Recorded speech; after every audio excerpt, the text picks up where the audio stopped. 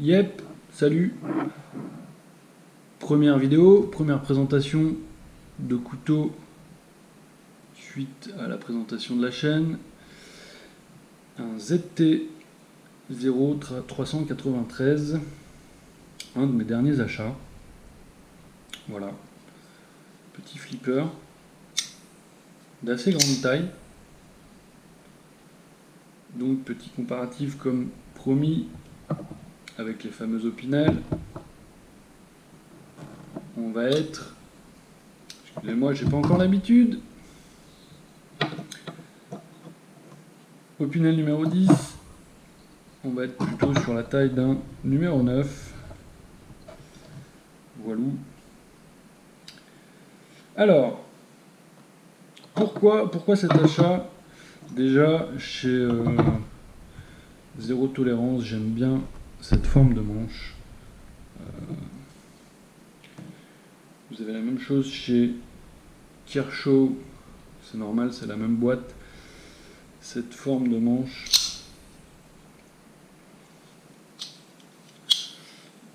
J'avais un autre modèle, j'avais le ZT-357. J'ai oublié de le redescendre, tant pis. Et cette forme de lame particulière, en fait, pour rien vous cacher, j'avais pas prévu. Je voulais en fait m'acheter un Zieba.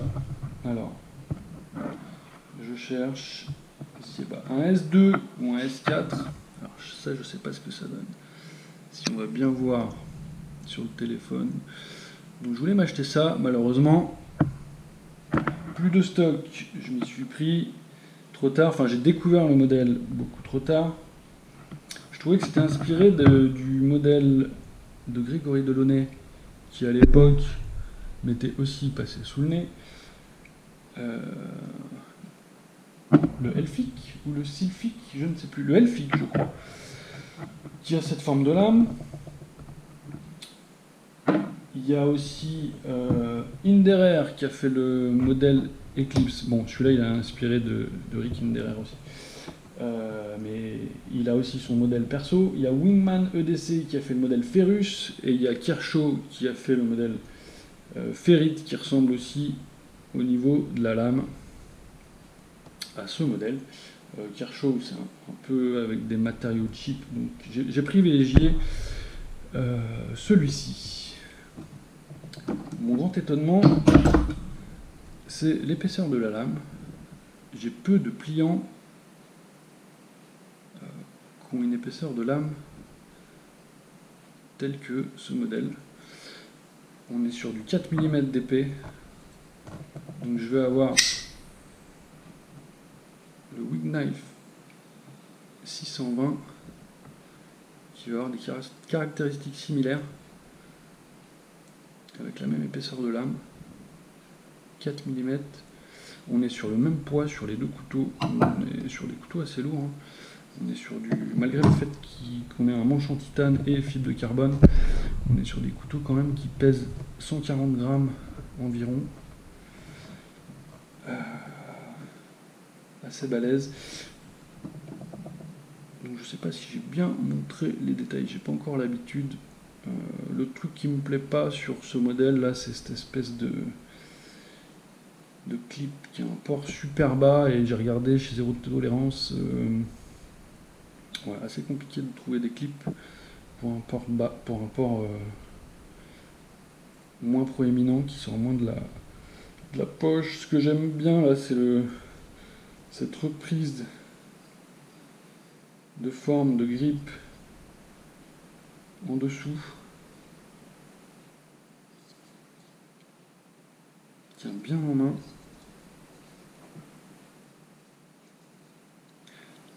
Je vais pas essayer de l'ouvrir comme ça, mais ça marche aussi. Les Tungsten servent à bloquer la lame à l'avant contre le manche.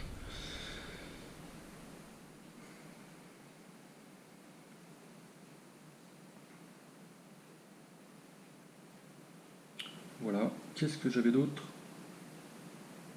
comme petite chose que je n'aimais pas? Je ne sais plus. Si, quelque chose que j'aime bien, la rétention quand il est fermé là. et ben il reste bien, il a une bonne rétention, et c'est ce qui fait aussi qu'il se déploie super bien. Il faut vraiment vouloir pour ne pas arriver à l'ouvrir. On est sur du roulement céramique si je dis pas de bêtises. Donc voilà, super, super couteau. Acier CPM20 CV, donc on est sur la même gamme que le M390 en un peu mieux même je dirais.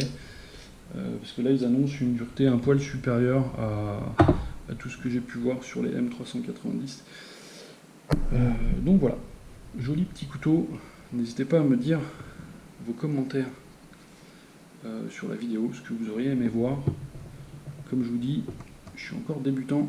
Tiens, si je peux vous faire un petit comparatif aussi avec, j'avais le Benchmade 950 qui lui a bien fait sa route, il est bien fatigué. Il faudrait que je leur donne un petit coup de jeune. On est sur la même taille et à peu près le même poids aussi. Alors que là, pour le coup, on n'a pas du tout de titane. Et on va avoir le Spyderco Paramilitary 2 qui va être aussi dans les mêmes dimensions mais beaucoup plus léger. Et en épaisseur de lame, voilà, quand je vous dis 4 mm c'est épais, la plupart des pliants on va être entre 3 mm, 3,2, allez 3,5 grand maxi, mais des pliants avec une épaisseur de lame de 4 mm, je vous dis moi pour l'instant, j'ai pas une collection XXL non plus, mais à part ces deux-là, j'en ai pas d'autres. Et après, on va éventuellement passer sur des fixes déjà, sur ces épaisseurs de là. Donc, en apparence, un modèle qui a l'air plutôt costaud. Je miserai pas dessus, je ne m'en suis pas encore beaucoup servi, mais je miserai pas dessus pour faire la cuisine. Je pense pas que ce soit l'idéal. Couper une pomme, ça va plus la fendre que la couper, je pense. Donc voilà.